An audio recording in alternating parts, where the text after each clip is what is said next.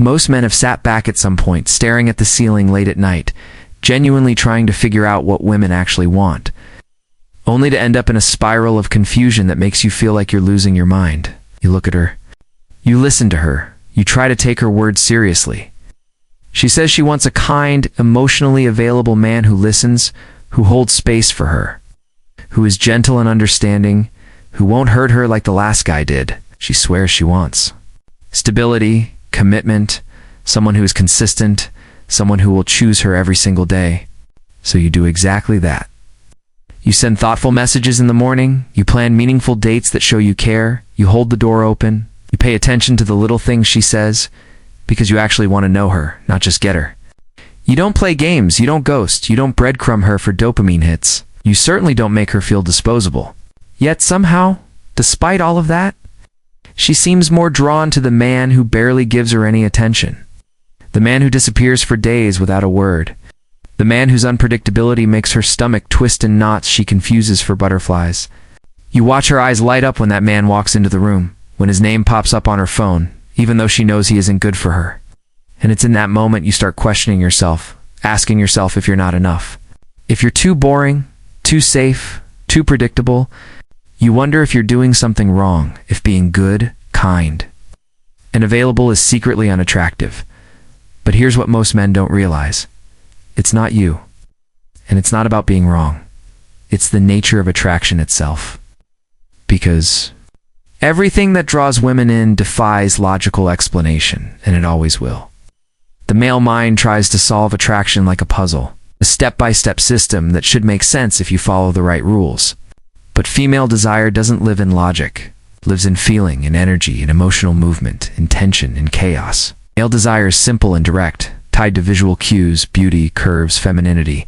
Female desire is a storm layered with emotional symphonies, unconscious signals, primal instincts, fantasy, and moments that bypass the mind and strike the body. It isn't built on reason, but on sensation. This is why she says one thing, but responds to something completely different. Why she claims she wants a man who listens, but is turned on by the man who leads. Why she insists honesty is everything, but melts for the man who carries an air of mystery, who doesn't give her full access to his world. Why she says she wants safety, but her attraction spikes when she feels slightly off balance around a man who can both calm and challenge her. None of it is malicious, and it isn't even intentional. It's simply the way her feminine nature operates. Emotion first, logic later if it even arrives at all. The sooner you stop fighting this reality, the sooner you stop trying to decode it like a checklist, the sooner you will stop betraying your own energy to chase validation she'd never truly asked you for in the first place. Asterisk. Predictability kills arousal. And that's the brutal truth most men never learn until they've wasted years wondering why doing everything right still leaves them invisible. It's not that you're a bad man or that your kindness is worthless, or that you're somehow less masculine for wanting to show her you care.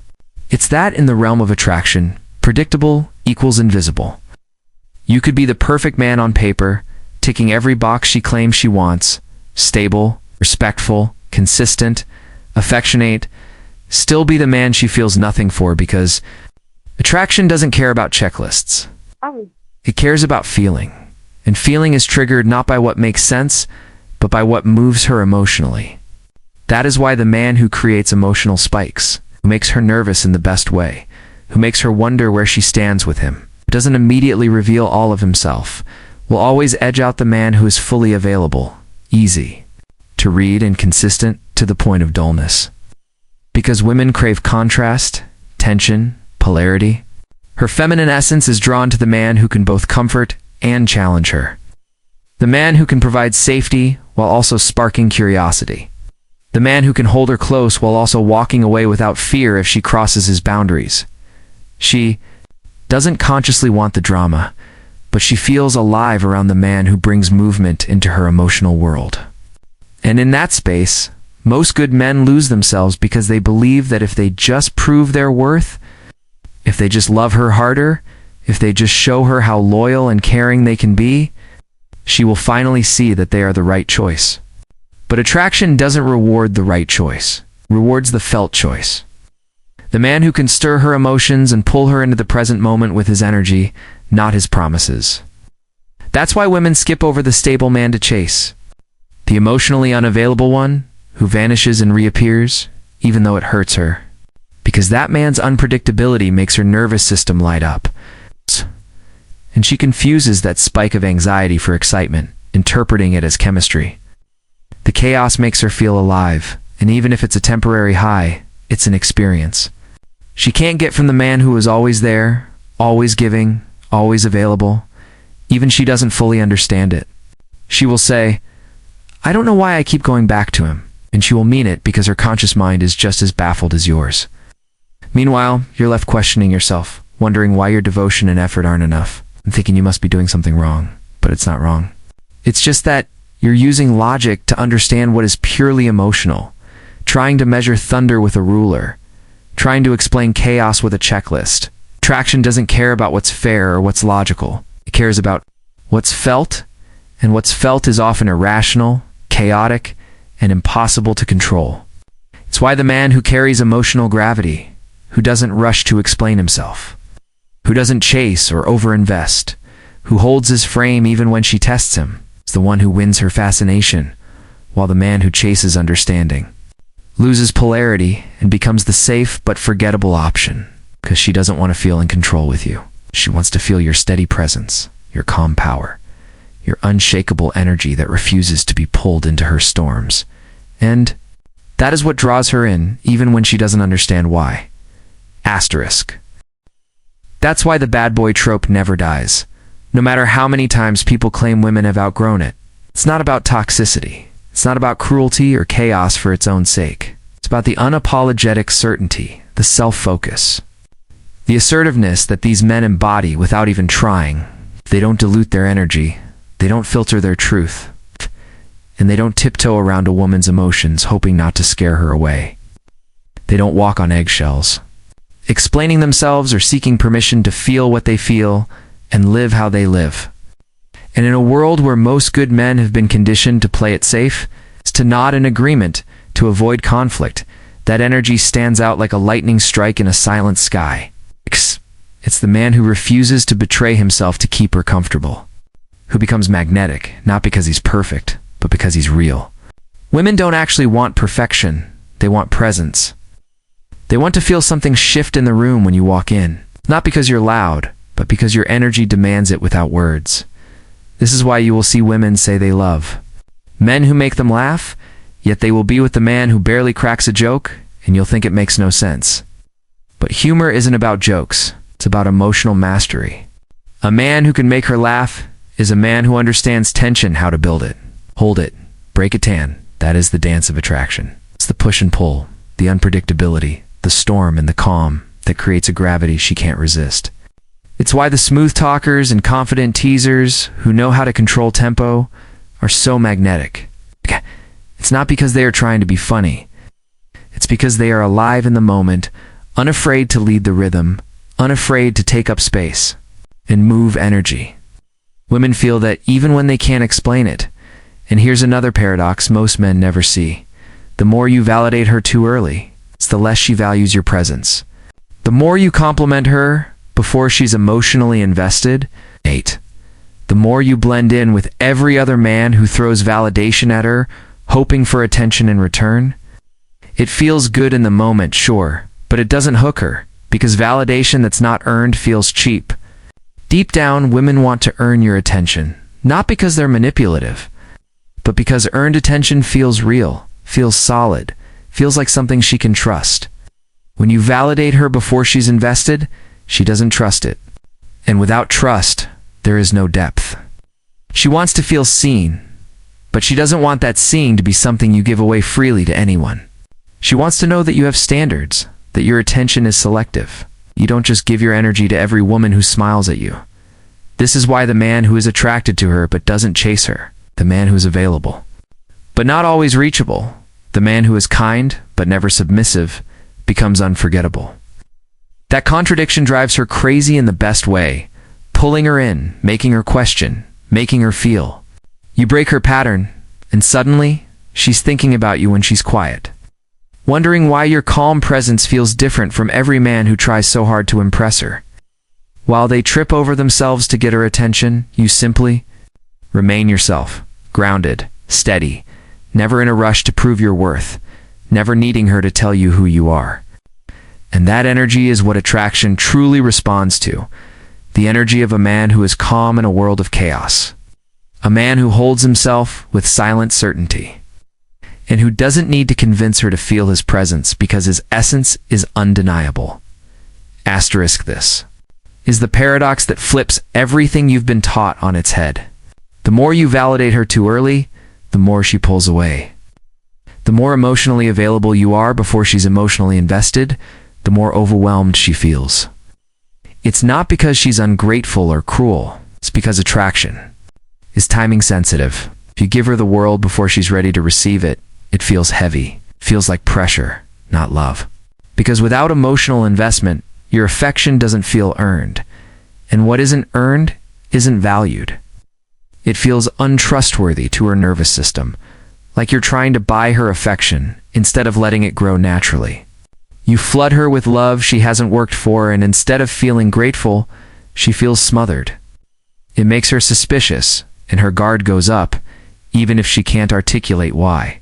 But when you reveal yourself slowly, layer by layer, like a book she can't put down, every chapter you give her becomes precious. You're not chasing her, you're inviting her into your world. And the difference is everything. Because when a woman feels she is choosing you, not being chased by you, that is when curiosity transforms into obsession. It's when she feels your energy is a privilege, not a default. It's why the man who says less, who does less, who moves slowly, often has more impact. Because mystery breeds tension, and tension is the oxygen of attraction. When she thinks she has you all figured out, the thrill fades. Not because she is shallow, but because her emotional body craves novelty and movement. No. And that novelty doesn't mean you change who you are. It means you keep your depths hidden. It's just enough that she wants to keep discovering more of you. It means you let her earn each part of you instead of handing yourself over all at once. She doesn't want to feel like she has captured you on day one. She wants to feel like she's stepping into a story that unfolds with layers she must discover. And it's not about playing games or withholding affection out of fear. It's about understanding the nature of desire itself. She values what she has to earn. She cherishes what she had to lean into, what she had to work for, what she had to soften to receive. What comes too easily rarely holds her attention because there is no depth to it. It costs her nothing emotionally, so it is quickly forgotten. The man who can sit in silence, who can let the conversation breathe, who doesn't rush to fill every gap with words or humor, who doesn't panic when there is space, becomes magnetic without trying. Because in that silence, in that space, she begins to feel, she begins to wonder. She begins to imagine. And when a woman's imagination is engaged, desire is born. Most men never understand this and talk their way out of attraction, trying to overcompensate for their own discomfort. With her silence, but the man who is grounded enough to let her feel her own desire rising, who doesn't chase that validation, who can sit in that quiet and still radiate calm, that man is the one she feels drawn to, even if she doesn't fully understand why. It's often the man who confuses her emotionally that she falls for the hardest. Not because he's cruel, but because he's unpredictable enough to keep her present. It creates emotional spikes, highs and lows that feel like intensity, and intensity is easily mistaken for deep connection. The man who shows up with full presence, then disappears to focus on his mission. The man who is warm and attentive in person, but not constantly accessible. The man who is calm and silent when she expects reaction, he is the man who becomes unforgettable. Because unpredictability doesn't mean chaos. It means you are not there to be consumed on demand. It means you are not seeking her approval moment to moment. You are living your life, and she gets to witness and join you in that life if she earns her place. This is not about being toxic or playing games, but about emotional control. A man who controls his reactions and his attention commands respect without needing to demand it. Most men give that power away the moment they like a woman. They let their day revolve around her texts, They react to every shift in her mood. They lose themselves in her storms, thinking that will prove how much they care. But the man who stays centered, who refuses to be pulled off his path by her temporary waves, becomes the rare presence she cannot ignore, because he does not react. He leads, and leadership to the feminine is irresistible. That's why the man, who could walk away at any moment without bitterness, often becomes the one she holds on to the tightest. It's not that he threatens to leave. It's that his energy communicates he is whole without her, and that if she wants to stay in his world, she must respect the frame he holds. This energy of optionality creates value. When you center your life around her, she feels suffocated, pressured to be your emotional source. But when you remain at the center of your own mission, inviting her in if she shows up with the right energy, she feels excited to be around you. She leans in, she invests, she craves more, not because you're playing hard to get, but because you actually are hard to get. Your attention is not cheap. Your validation is not given away in desperation. And that, more than any technique, is what transforms curiosity into devotion.